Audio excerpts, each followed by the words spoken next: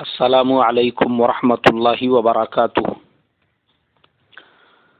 محترم بھائیوں، بزرگوں اور دوستوں، یہ ہمارا اصلاح معاشرہ کا 287واں سبق ہے۔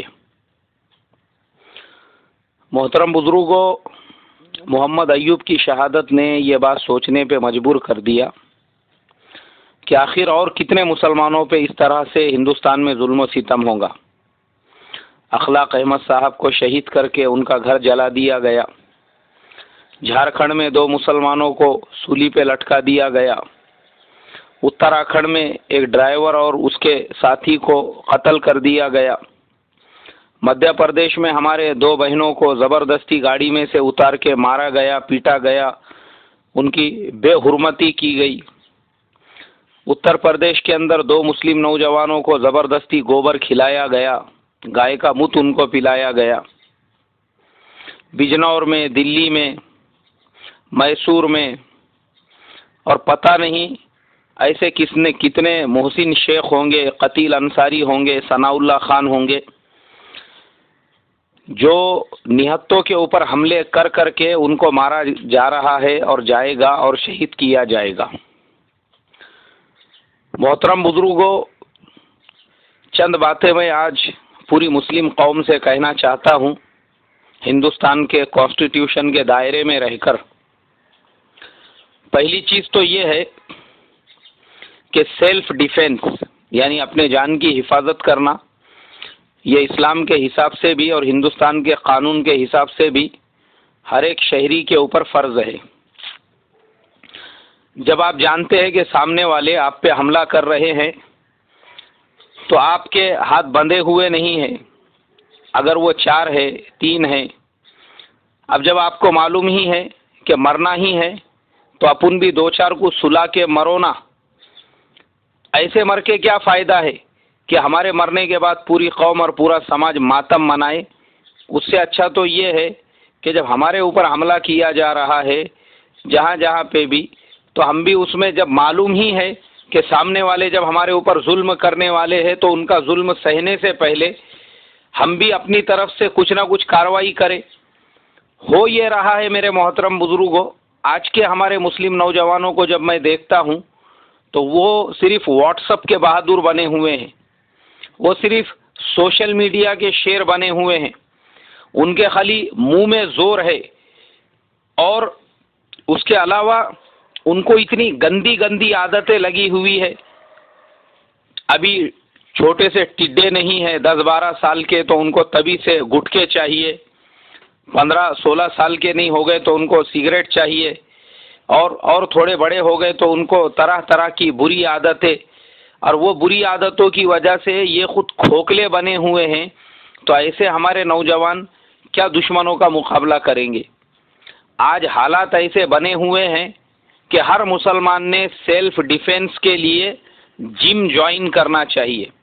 یہ ویمل، یہ میراج، اور یہ جو گٹکے ہے، بابا گٹکا اور پتہ نہیں کون کون سے گٹکے، یہ سب ہمارے کو برباد کرنے کے لیے خاص طور پہ اسلام کے دشمن مسلمانوں کے علاقوں میں یہ چیزوں کو پھیلا رہے ہیں۔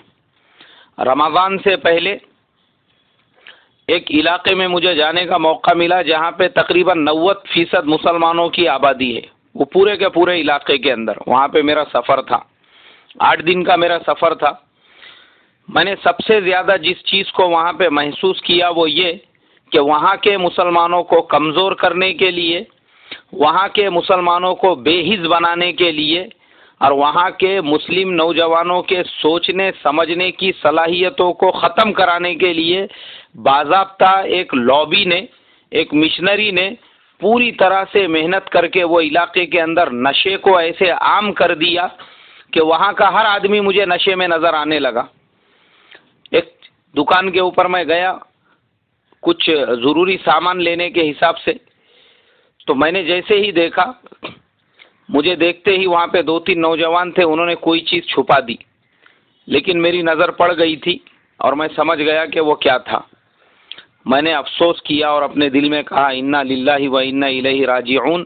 میں نے کہا کہ اے اللہ، نوجوانوں کو اندر سے کھوکھلا کرنے کے لیے یہ گٹکے کو، یہ ویمل کو، یہ میراج کو، یہ بابا گٹکے کو اور پتہ نہیں اور جو دوسرے گٹکے ہیں، ان کو خاص طور پہ اس لیے عام کیا جا رہا ہے، اور اس کے علاوہ جو دوسری نشے کی چیزیں ہیں وہ تمام چیزوں کو، تاکہ ہمارے نوجوان، یہ وہ نوجوان ہیں، ان کے باپ دادا وہ تھے سلطان صلاح الدین ایوبی جیسے، ان کے باپ دادا وہ تھے سلطان محمود غزنوی جیسے، ان کے باپ دادا وہ تھے ظہیر الدین محمد بابر اور جلال الدین محمد اکبر کے جیسے، ان کے باپ دادا وہ تھے اورنگزیب عالمگیر رحمت اللہ علیہ کے جیسے، ان کے باپ دادا وہ تھے جن کے نام سے لوگوں کے پیخانے نکل جاتے تھے، لیکن آج یہ مسلمان ایسے ہیں کہ خود ان کے اپنے پیخانے دوسروں کے نام سے نکل رہے ہیں۔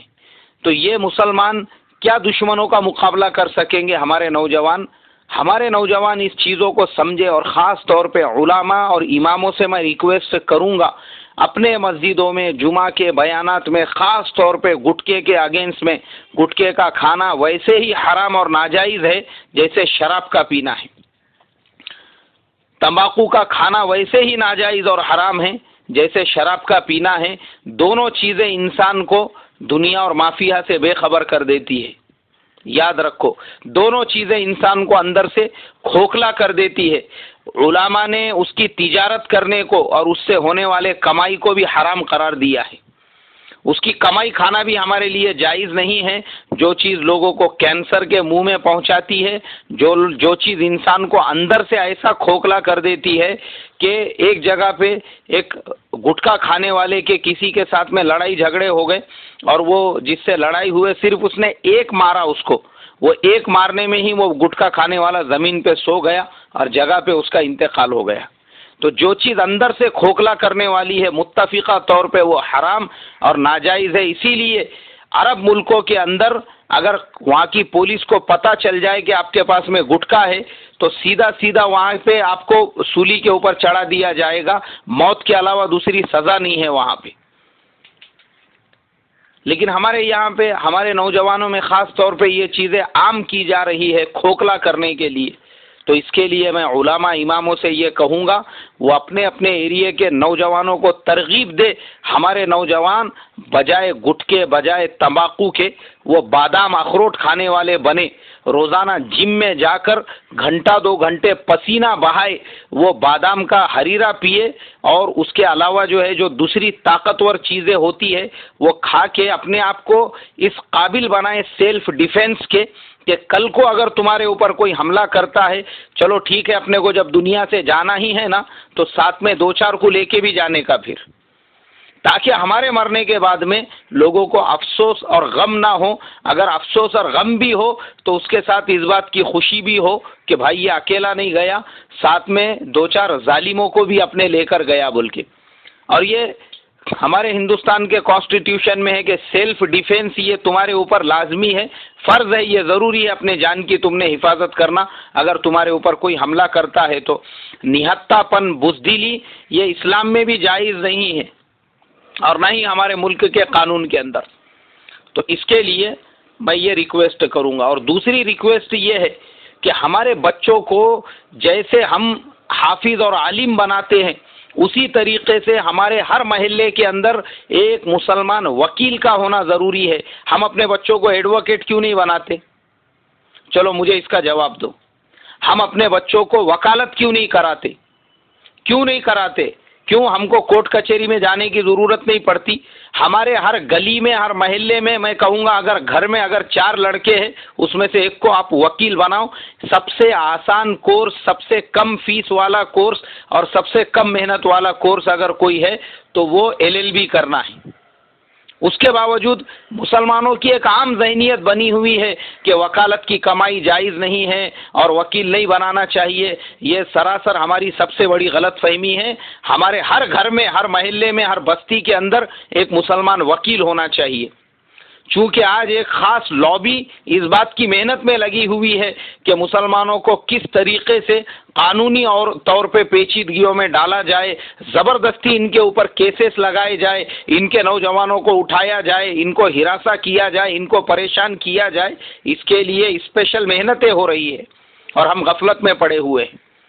کیوں ہم اپنے بچوں کو وکیل نہیں بناتے، ہم اپنے بچوں کو پولیس بھرتی کے اندر نہیں بھیجتے؟ میں نے اس سے پہلے بھی 1000 مرتبہ اپنے سبق میں بتایا ہوں، اور ایک مرتبہ میں گجرات کے سفر پہ تھا، وہاں پہ بھی میں نے ایسا کہا تو ایک صاحب وہ میرے کو چٹک گئے بعد میں، اور مجھے کہنے لگے آپ لوگوں کو دنیا کی ترغیب دے رہے ہیں۔ اب یہ ایسے بولنے والے وہ ہے جس کے خاندان میں کبھی کسی کو کورٹ کچہری میں جانے کی ضرورت نہیں پڑی۔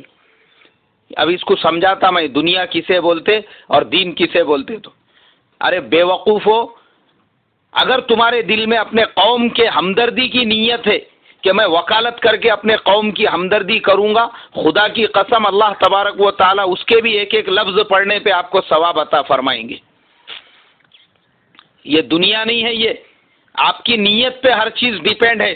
اگر آپ عالم بن کے یہ سوچ رہے ہیں اس کے ذریعے سے عملیات کروں گا اور لوگوں کو تعویذ بیچوں گا اور لوگوں کو دھوکے دوں گا، تو آپ کے لیے وہ علم حاصل کرنا حرام اور ناجائز ہوگا۔ اور اگر آپ وکیل بن کے اور ڈاکٹر بن کے یہ نیت کر رہے ہو کہ اس کے ذریعے سے میں دین کی خدمت کروں گا اور مسلمانوں کو جو ہے مسلم نوجوانوں کے رہائی کے لیے کوشش کروں گا، تو آپ کا وہ کوشش کرنا آپ کے لیے جنت میں جانے کا ذریعہ بنے گا۔ تو ہر چیز آپ کے نیت کے اوپر موقوف ہے۔ اس کے لیے ہمارے ہر گھر میں، محلے میں، گلی کے اندر کم سے کم ایک ایڈوکیٹ ہونا چاہیے، ایک وکیل ہونا چاہیے۔ ہمارے بچوں کو میں نے اس سے پہلے بھی کہا کہ ہر گھر کے فرد کو گریجویٹ بناؤ، بھلے ہی وہ دوسری طرف مدرسے میں حافظ بنے، عالم بنے، لیکن دنیاوی اعتبار سے بھی ہمارے بچے پڑھے لکھے ہونا چاہیے۔ بس میرے محترم بزرگوں، جیسا جیسا وقتاً فوقتاً میں آپ کو اور بھی باتیں بتاتا رہوں گا۔ ابھی جو میں نے باتیں بتائی ہے، اللہ مجھے آپ کو عمل کی توفیق عطا فرمائے۔ السلام علیکم ورحمۃ اللہ وبرکاتہ۔